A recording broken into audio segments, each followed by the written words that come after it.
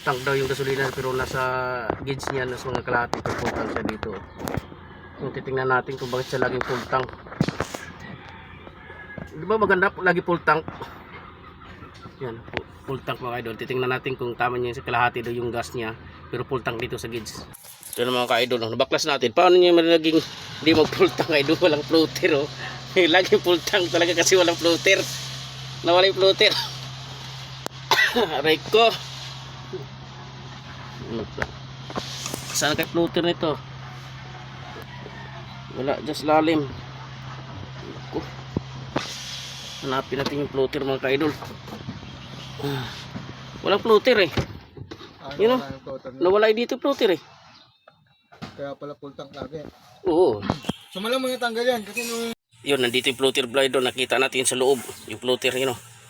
Yan, testingin natin ka-idol kung functional yung floater niya. Ito na. Yan, nakabitan natin idol. Titingnan natin kung functional nito doon sa kanyang panel dashboard. On mo lang. Yan. Titingnan natin kung empty. Kung nag-empty siya. Full pa rin. Mamaya.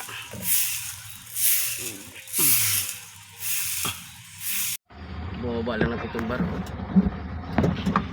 Tipid. Ilang araw na itong gamit mo? Ha? Ilang araw na? Na? Ito gamit mo? Simula full tank? Oo. Siguro mga ano? Ilan ba? Dalawa. Malalayo ng pinuntahan mo?